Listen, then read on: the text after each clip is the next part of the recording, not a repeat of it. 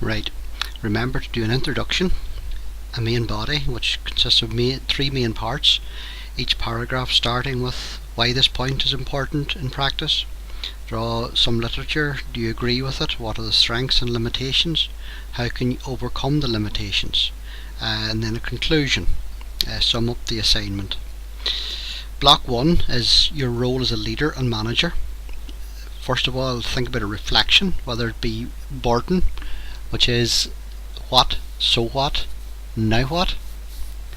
Basically, what happened, what did I do, what did others do. So what means what more do I need to do, what is important, and what have I learned from this. The now what section is, could I do, what now could I do, what do I need to do, what might I do, and what are the consequences. The second reflective model would be Gibbs, and that's 1988. Starts with a description, what happened, feelings, what were you thinking and feeling at the time, evaluation, what was good, bad about the situation, analysis, what sense have I made of the situation. It's followed by conclusion, what else could I have done, and then it finishes off with the action plan. What would you do in the situation arose again? Once you've thought about a reflective, you need to then think about, from block 1 anyway, is the leadership model. Leadership model has 9 dimensions, and those are leading with care, sharing the vision, engaging the team, influencing for results, evaluating information, inspiring shared purpose, connecting our service, developing capability, and holding to account. Other things about leadership that we need to consider are heroic leadership, no more heroes, that's the King's Fund, 2011. And then there's relational leaders. There's servant leadership, engaging leadership, collective leadership, and compassionate leadership. I need to look at emotional intelligence, Goldman et al., that's 2001, in relation to self-awareness, self-management, empathy, social awareness, and relationship management. I look at management styles, that's Rowe 2015. That's from Unit 2. They are autocratic, permissive, laissez-faire, democratic, chaotic, paternalistic, and persuasive. We need to look at standards of care. That's from the Francis Report in 2013. A very important thing to remember is the 6 C's. That's Cummings and Bennett, 2012. Care, compassion, competence, communication, courage, and commitment. Other things that I need to look at within this block was clinical governance. That's the RCN, 2013. Accountability and delegation. Again, the RCN, 2014. And leadership styles. That's the Hay Group with no date. They are visionary, affiliative, participative, coaching, pace setting, and directive. That concludes Block 1, role as a leader and manager. Block 2 is role as a teacher. Again, a reflection, whether it be Barton in 1970, Gibbs 1988. Upstream downstream approaches, McKinley 1986.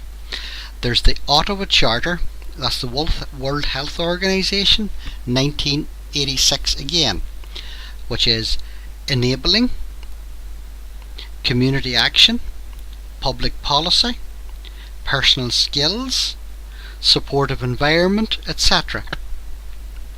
Self-efficacy, that's Bandura, 1986. Health literature, Nutbeam, 2000.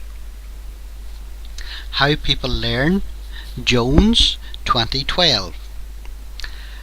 I need to look at the taxonomy of learning, Bloom, 1994. That's knowledge, comprehension, application, analysis, synthesis, evaluation. And concluding block 2, motivational interviewing, Rolnick et al., 2008. Resisting the writing principle, understand, listen and empower. Block 3, it looks at the role as a lifelong learner. Again, consider a reflection, Barton, 1970, Gibbs, 1988. And to drill it home again, Barton is what, so what, now what. Gibbs is description, feelings, evaluation, analysis, conclusion and action plan. Within the role of a lifelong learner, you're looking at mentorship. That's Mijar et al., 2013. Knowledge and experience, guidance, role model, emotional support. Look at portfolio evidence. Levels of practice, well that's Bondi, 1983. Direct supervision, indirect supervision and independent. Look at role modelling, Perry, 2009. Clinical competence, teaching skills and personal qualities. That concludes block 3. Block 4 is my role as a newly qualified graduate nurse. Again, look at a reflection, Barton, 1970, Gibbs, 1988. Look at the NMC, the Code of Practice, which is 2015. Standards of Care, again from the Francis Report, 2013. Look again at the 6 C's of care, compassion, competence, communication, courage and commitment. Autonomy, from Unit 16, and that's Jones, 2015. Look at advocacy, Unit 17, Conahan, 2015. Nursing as a profession, Unit 18, Jones, 2015. Professional boundaries, the NMC, 2015. That's the NICE guidelines. Ethical practice, Beauchamp and Childress, 2001. That looks at autonomy, justice, beneficence, non-maleficence. And to conclude, you have the 4 A's. That's Begley, 2010. That includes accountability, assertiveness, autonomy and advocacy. Other things that I need to look at is revalidation. That's the NMC 2016. Looking at the workplace, the practice environment where knowledge is created and tested. That's from the Open University, 2017. Going back to block 3, key aspects for the learning environment are people, practices, resources, events and context. There's SLAPE, that's NMC 2006, the standards for learning and assessment in practice. 2 most important factors in practice learning is the quality of the mentor and the variety of learning. And the 4 domains of mentoring: sharing knowledge and experience, role modelling, providing emotional support and guiding. Mentors failing to fail, Duffy, 2003 in Open University, 2017. Begley, 2010, making sure nurses are accountable for our own actions and outcomes. An emphasis on autonomy of the service user, reference to daring, challenging the status quo, advocating innovative practice, leaving oneself open to criticism or ridicule, can also refer to not going along with the crowd.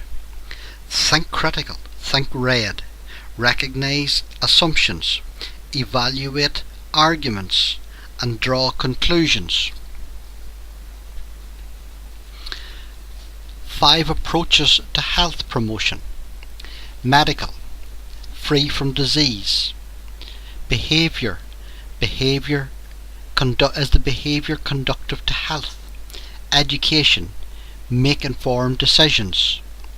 Client-centred, working with the patient. Social, change environment for health.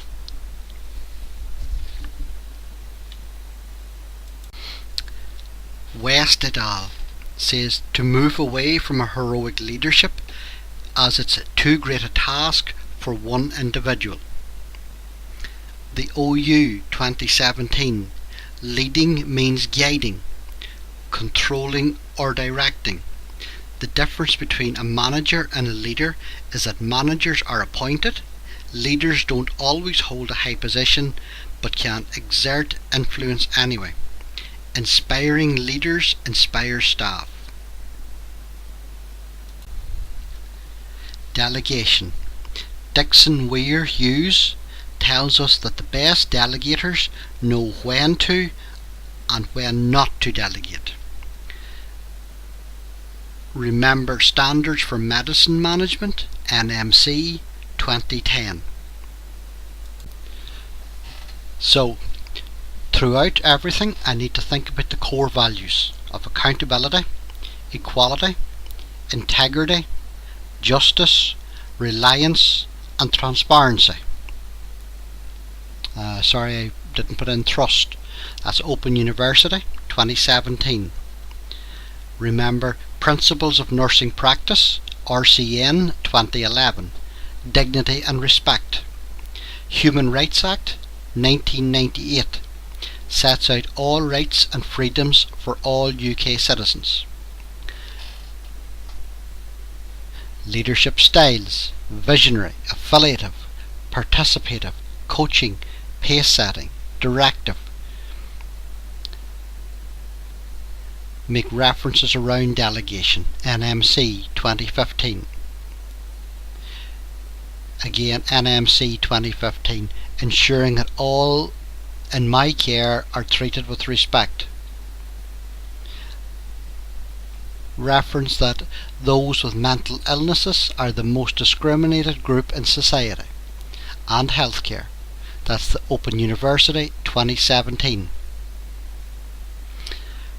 Highlight the Francis Report 2013 about poor treatment in Mid Staffordshire. Remember SQ3R, survey, question, read, recite, review. Think about critical thinking, RED, recognize assumptions, evaluate arguments, draw conclusions. Again, zero tolerance to abuse, OU 2017. Suicide, the Joiner model, organisations Assist 2012 and Storm 2014.